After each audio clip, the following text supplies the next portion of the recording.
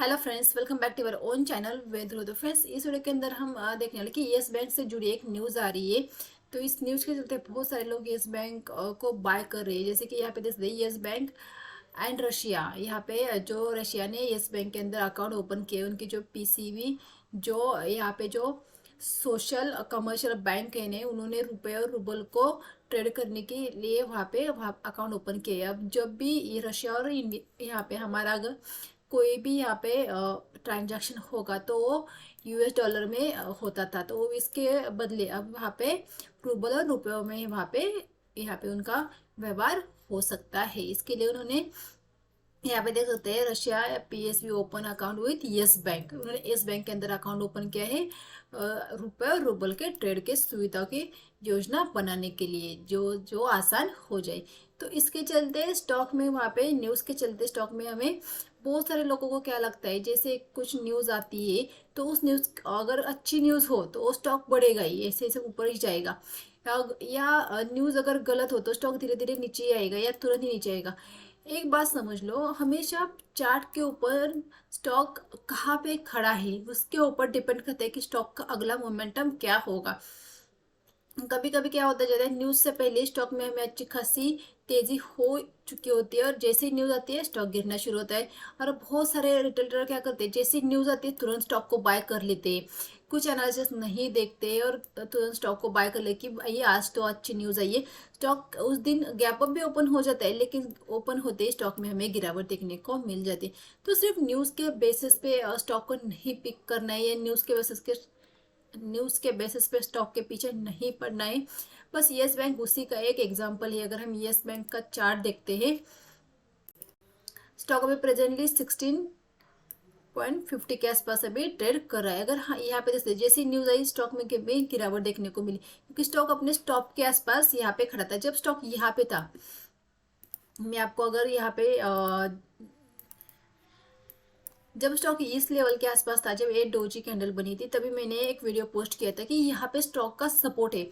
अगर आप इस प्राइस पे आसपास स्टॉक अगर बाय कर लेते हो तो आपका यहाँ पे बस 30 पैसे का यहाँ पे ऐसे लाएगा और आपका टारगेट आपको 17 तक के मिल सकते हैं। लेकिन स्टॉक ने 18 तक के टारगेट यहाँ पे दिखाई, मतलब अच्छे खासे यहाँ से यहाँ तक का एक मोमेंटम हमें मिला। अगर यहाँ पे देखेंगे 15 के आसपास स्टॉक का यहाँ पे अच्छा खासा सपोर्ट निकल के आ रहा है। अगर यहाँ पे देखेंगे ना, स्टॉक ने बार बार इसी लेवल से रेजिस्टेंस खाया है, बस इसी लेवल से रेजिस्टेंस खाया है, इसी लेवल से।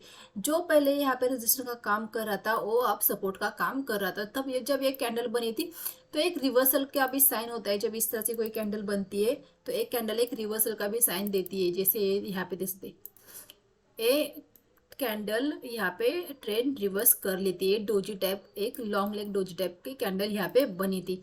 और एक कैंडल हमें सपोर्ट के आसपास बनती हुई दिखी थी और कंटिन्यू गिरावट के बाद ये कैंडल यहाँ पे बनी थी।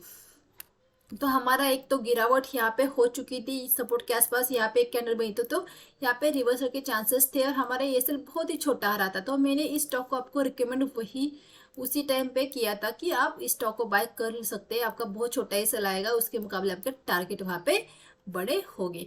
तो अब अगर स्टॉक को बाय कर रहे हैं तो आपको फिर से स्टॉक को इस यहाँ पे ये स्टॉक का पूरा सपोर्ट का जोन है, इस रेंज के अंदर अगर स्टॉक मिल जाता है तो हम फिर से स्टॉक को उसी लेवल के आसपास, इस लेवल के आसपास बाय कर सकते हैं। यहाँ पे भी स्टॉक ने बहुत टाइम बिताया है, यहाँ पे भी स्टॉक ने यहाँ पे बॉक्स बनाई है। स्टॉक 16 के आसपास, यहाँ पे 1590, यहाँ पे 15.90 के आसपास अगर स्टॉक आ जाता है तो यहाँ पे भी हम यहाँ पे बाय कर सकते हैं कि स्टॉक ने इससे पहले भी ऊपर गया, रिट्रेस करके फिर से ऊपर गया, तो फिर इस लेवल के आसपास आकर स्टॉक फिर से ऊपर की तरफ मोमेंटम कर सकता है। तो स्टॉक को इस लेवल के आसपास आ जाता है तो आप यहाँ पे डेफिनेटली यहाँ पे बाय कर सकते हैं। इसमें और गिरावट यहाँ पे हो जाती है, स्टॉक को 15 के आसपास अगर मिल जाता है तो डेफिनेटली हम यहाँ पे स्टॉक को बाय कर सकते हैं। बहुत छोटे, सिर्फ 30 पैसे के एसएल के साथ आप उसे बाय कर सकते हैं इस लेवल के आसपास। तो फिर से हमें स्टॉक में 18 या 17 के टारगेट वहां पे देखने को मिल सकते हैं। शॉर्ट टर्म के लिए स्टॉक को हम रिकमेंड कर सकते हैं। तो न्यूज के चलते कभी भी स्टॉक को बाय नहीं करना है। स्टॉक अगर अपने रजिस्टर के आसपास खड़ा है तो डेफिनेटली यहाँ पे सेलिंग का प्रेशर दिखेगा। जैसे यहाँ पे बाइंग हुई तो फिर से यहाँ पे एक टॉप लगा तो सेकंड टॉप लगते ही मार्केट के अंदर हमें सेलिंग का प्रेशर देखने को मिल सकता है। तो जब भी कभी न्यूज़ आती है तो न्यूज़ के साथ स्टॉक कहाँ पे ट्रेड कर रहा है या इसके पहले स्टॉक के अंदर क्या बाइंग हुई है क्या, ये सारी चीज़ों को आपको देखना होता है। टेक्निकल, हमेशा टेक्निकल के ऊपर ही मार्केट चलता ही है। यही नहीं कि न्यूज़ आई कभी भी, आप देखो जब मार्केट रजिस्टर के आसपास होता है तभी एक बैड न्यूज़ आती है, जब मार्केट सपोर्ट के आसपास है तभी गुड न्यूज़ आती है। तो ये एक मार्केट के लिए क्या हो जाता है, जैसे सपोर्ट के आसपास मार्केट यहाँ पे खड़ा होगा और जैसे न्यूज़ आएगी तो तुरंत वहां से बाउंस लेगा। उसी तरह अगर यहाँ पे सब रजिस्टर के आसपास अगर यहाँ पे खड़ा होगा तो क्या हो जाता है, न्यूज पहले ही मार्केट को पता चल जाती है, जब सबसे मार्केट के अंदर उससे पहले ही बाइंग हो जाती है। जैसे ही न्यूज आ जाती है मार्केट अपने टॉप के आसपास खड़ा होता है, फिर से वहां पे एक गिरावट देखने को मिल जाती है। तो बहुत सारे रिटेल ट्रेडर वहां पे फंस जाते हैं। ये सारा ऑपरेटर का गेम होता है। तो आपको ऑपरेटर के दिमाग से वहां पे सोचना पड़ेगा, तभी आप मार्केट के अंदर यहाँ पे प्रॉफिट या पैसे कमा सकते हैं। तो आई होप फ्रेंड्स आपको वीडियो अच्छा तो लाइक और चैनल को जरूर सब्सक्राइब कीजिए। Thank you.